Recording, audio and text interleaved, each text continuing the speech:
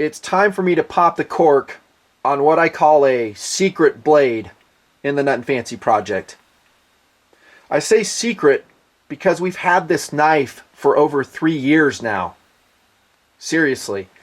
And yet you've never heard me talk about it, reference it in other fixed blade knife reviews, at least directly, and you've never seen it in front of the TMP camera until now. During those 3 years plus, however, it went on 5 wilderness expeditions into the mountains, usually carried by me via backpack. Not dogness, I carried it. Well, actually, one time Crockett 20 carried it back in 2010.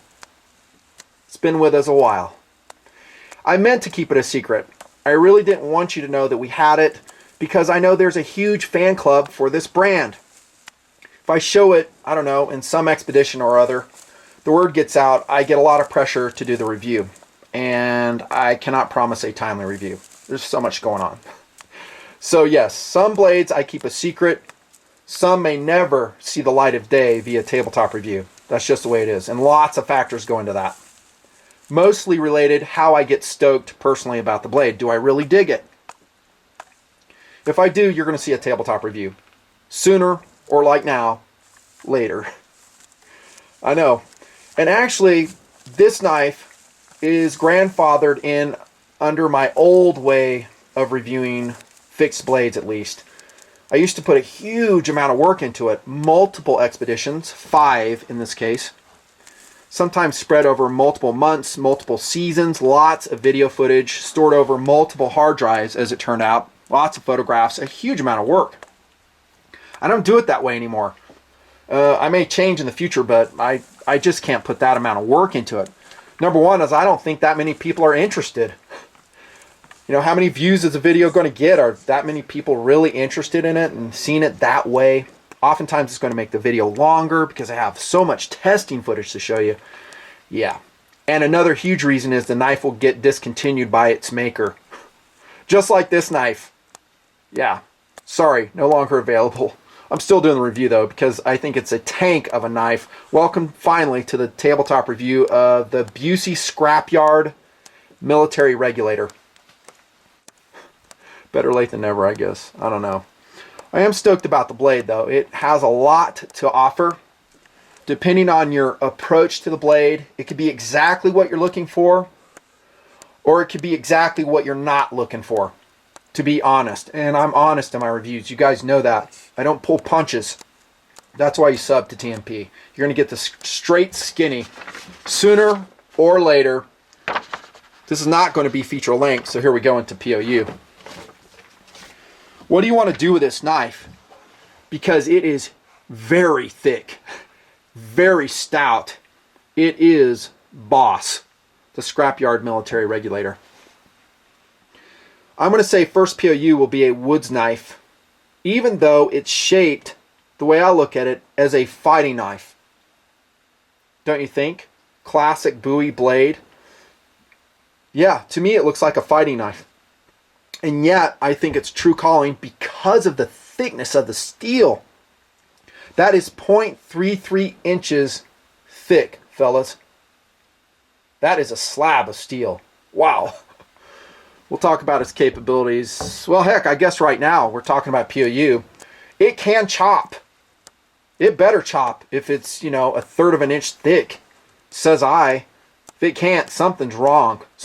Seriously. Physics have changed as far as I know it. If a blade that thick and that heavy, the knife itself is 16.4 ounces if it can't chop. The regulator chops and it chops well. I won't say it's the best chopper we've had in the project. It's not.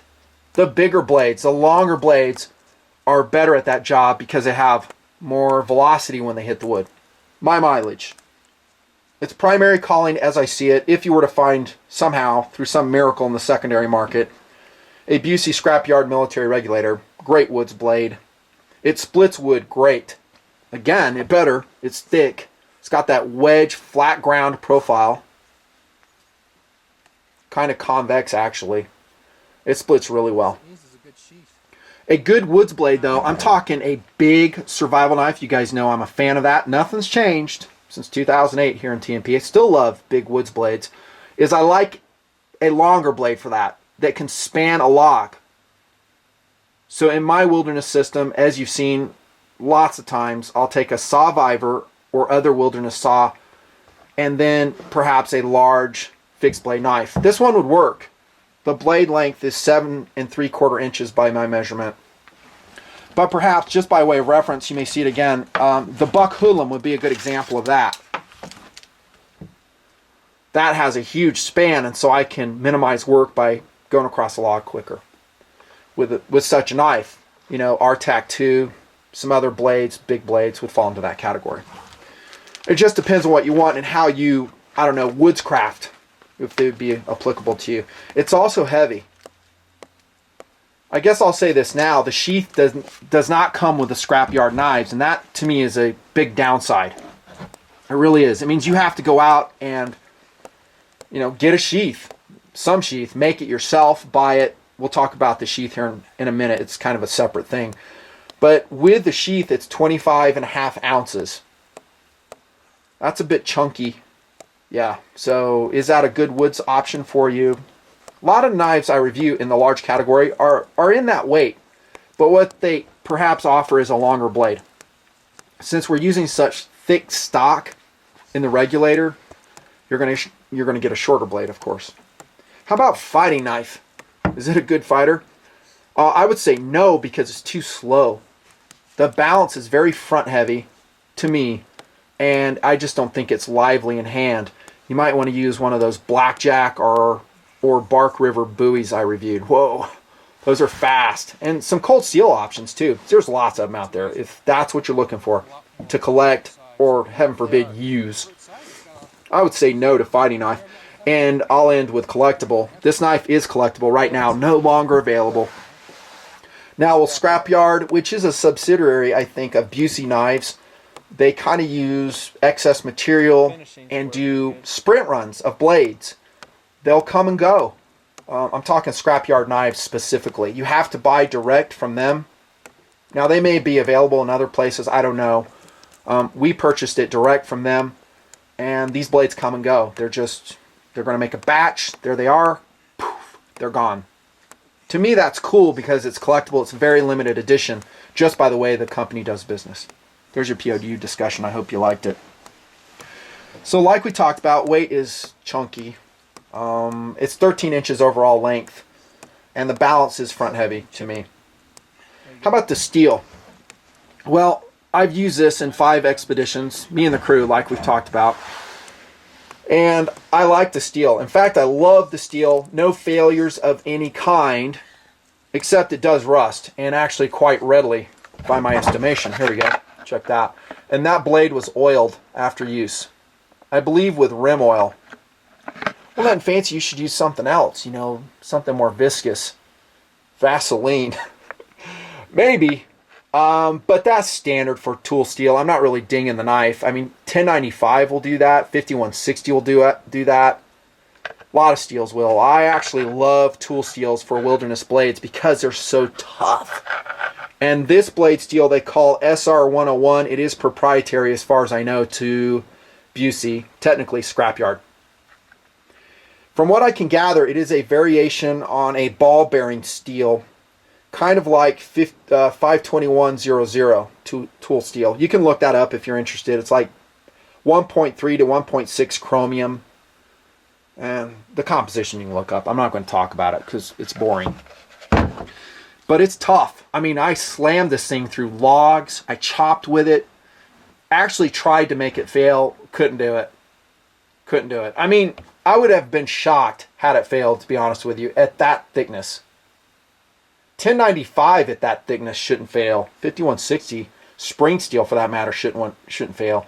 But I also hammered that tip pretty hard. You'll see some of the footage. I finally gave up and went old school on this. Like, I didn't film all the expeditions. I just get tired of it. Hammered that tip though, and it didn't break. I think I did a cold weather expedition with it too. Dude, I totally nailed it. So it was around 30 degrees, not super cold. I really like to test the blades when they're really cold if I can. Crinkle finish on this blade, on this buoy shaped blade. I think it's convex. Yeah, kind of. At least for this portion.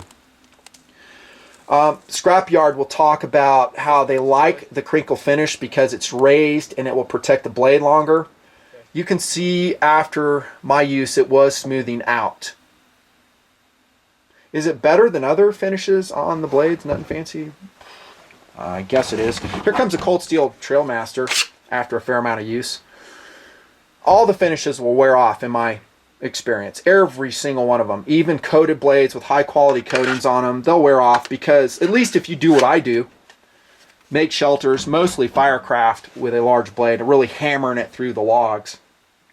I like it though. I have no issues with it. It is high drag initially, that crinkle finish. So as you're splitting the log, you really got to lube the blade up, and it takes more force to get it through. Heck, it's so wedge shaped, how thick it is, that takes more force too. It is a full tang knife. All Scrapyard knives are. They're extremely strong. They have radiused curves also, so there's no sharp transitions as Scrapyard puts it together. That way there's no induced stresses in the tang or the handle. And a lot of the knives, when you really hammer them, they can break right here if they have those sharp transitions or stresses. Full tang to right about here. They have a discussion there on the website. They don't want the tang protruding because you can get corrosion in there with a tool steel. So great blade steel, and actually for what you're paying, you're getting an amazing knife for the money. And I'm talking about the knife. We'll talk about the sheath here in a second. Huge quality control. You know that before it leaves there, they have, what do they call it, penetrant inspection to find microscopic cracks, fissures in the blade. At least that's what Busey's saying on his knives. So they're really taking their best effort before they ship this sucker out the door to say, hey, it is ready for hardcore use and abuse, and they warrant it for life. Not warrant it, they guarantee it. That's huge. I mean, there's other manufacturers that don't. They'll say, hey, what were you doing with a knife? And give you a hassle about it. Hate that. Don't market it as a hardcore wilderness blade if you don't want guys going out there and hammering on it. Now, there is such a thing as, gross negligence and abuse. I'm not talking about that. I'm just talking about normal woodscraft that you would do with a blade of this size and thickness. SR101 steel has a very fine grain structure, my understanding, even carbide distribution, and the heat treat that it gets is pretty sick. You can go to his website, check it out, the Scrapyard Knives website. They talk all about it. The heat treat is critical in how a blade will perform. We know that. We've talked about that in many reviews. The edge, however, coming to me, if I remember correctly, was not awesome. Has a very abrupt relief grind, which actually for a wilderness blade is what you want. Yes, I know. I never sharpened this, and right now it's duller than dull. There you go. But supposedly SR101 holds an edge wicked well. How about that handle? They call it Reciprene C. I'm talking they as in Scrapyard. It is a synthetic silicone, as it appears to me. I don't know if it's silicone or not, but that's what it seems like. I think it blows away Kraton, says me. Now, I've thumped on a lot of Kraton blades. You've seen it over the years here in TMP. Here's one right here, the Cold Steel. And Kraton will wear and tear on you. Sometimes, as it gets older and it's been in storage for a while, it will get slick. This Reciprene, I hope I'm saying it right, C, won't wet. It's still pretty grippy, and it isolates a shock pretty good. Not totally. I mean, there's times we're pounding on this blade, we would get shock transmitted to our hand. We'd have to change our grip and be careful. So it's not completely shock isolating, no. It's not what I'm saying. But it's a tough synthetic grip. It is also guaranteed for life. They call it non-hydroscopic. In other words, it resists chemicals and fluids, especially some oils and like DEET and stuff is what Scrapyard says. So it won't deteriorate. I actually love the handle, and I love the double guards right here. So I guess if you wanted to put it into a tactical POU, you could. I would like to have the handle just a little bit longer. I mean, it's already a heavy knife. It's just me. I have large size hands. Great brass lanyard hole there. And I love this. There's no huge protrusions here as you're chopping. A lot of times I'll bang into the handle. A good example of that would be the also discontinued Spyderco Hossam Forester. Oh crap, that's another secret blade. I think I've shown this one before though. think it was Jeremiah Johnson Expedition. There you go. So that's a handle. Good job. Onto the sheath. Wah, wah. There is none. Now, I think Scrapyard's marketing, the way they're approaching it, is like, dude, you know, we're giving you an awesome blade, awesome price, top quality. We're not charging you Busey prices for it. As you know, Busey knives are awesome, but they're very expensive. And so they're saying, you go get your own sheath. I think that's what they're saying. I think that sucks, me personally, because it's a project and it's expense for the knife buyer. For me, I went to a little place called Red Hill Kydex. It's in Spirit Lake, Nevada now. And TMP spent $80 for this custom-made extreme quality Kydex sheath with perfect fit. Great job, Red Hill. I mean, really good. Let's check that fit right now while we're talking about it. Listen. Snap. Beautiful riveting around the circumference. Beautiful drain hole. Molly attachment with a tech lock. That's extra expense right there. The thing I would probably change about the sheath, if I could, is make it lighter. This is a 9-ounce sheath, guys. 9 ounces? Holy freak. That's heavy. Kydex is heavy, especially when you go with thick stock like this. That's a downside, and I would also say a downside is the cost. It's to get it done to this level of quality, which I think is superb, it's usually expensive. By the way, there's lots of places to get custom sheaths made for your guns and knives. Just Google it. You'll find tons and tons. I think it's harder, though, to find it to this quality level, the fit and finish. Notice the rounded edges and stuff. It's a great sheath, though. Great sheath. That is a complete package right there. Granted, it's a 25.5-ounce package, but it's a complete package. Now, I really wish that the Scrapyard, even though I know they're trying to minimize costs, they should really make it available to the buyer for a sheath just like that. Make it Kydex. Find one of your buddies. I know you have lots of contacts that are doing Kydex. Say, hey, make as a sheath for the Regulator, or at least make it available. You can add it to your purchase. You know, even if it's $80, I think guys would still jump at it. It's saving them time and effort and going out looking for it, shipping the knife off, which is shipping expense, which we had to pay and wait for. I waited a month and a half for this sheath to get made because that company's backed up, dudes.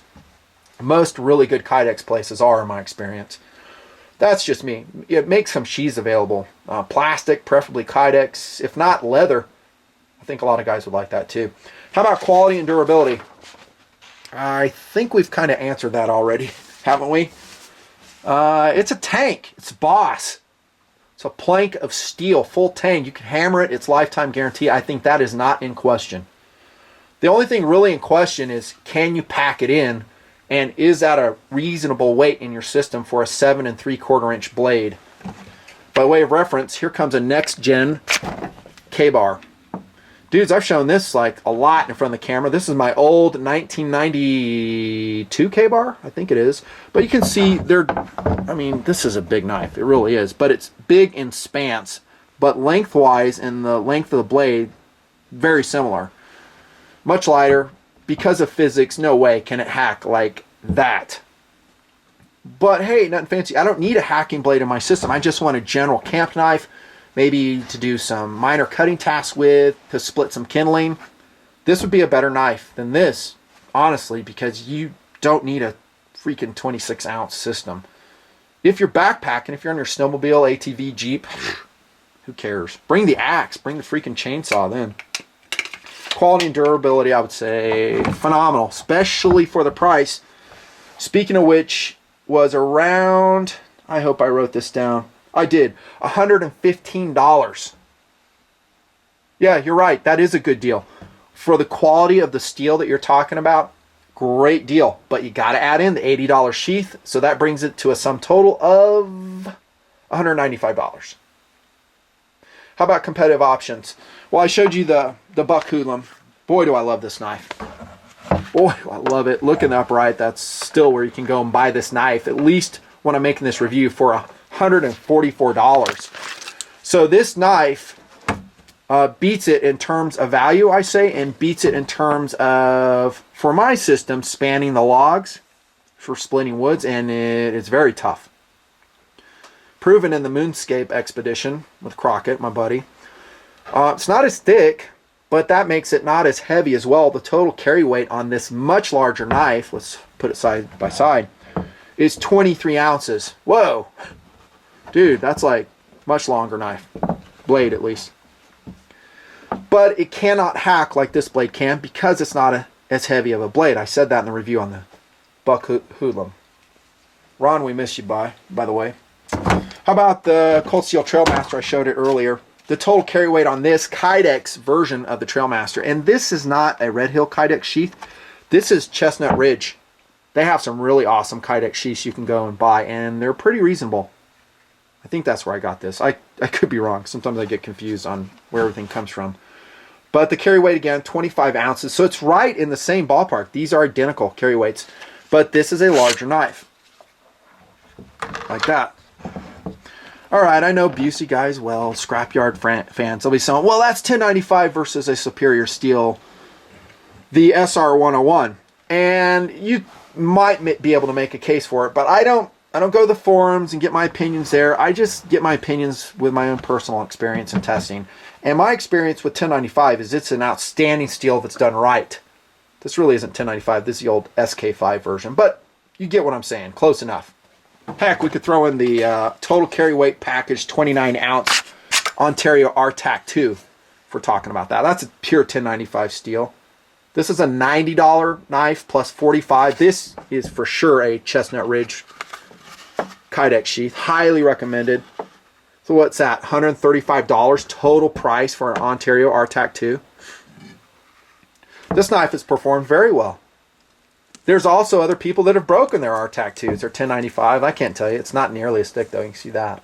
If it was, it would like, I don't know, 2.5 pounds. Insane. I like 1095. It works great. I also like this steel too. SR101. And all I can give you is my data points, what I find out there, and it works great.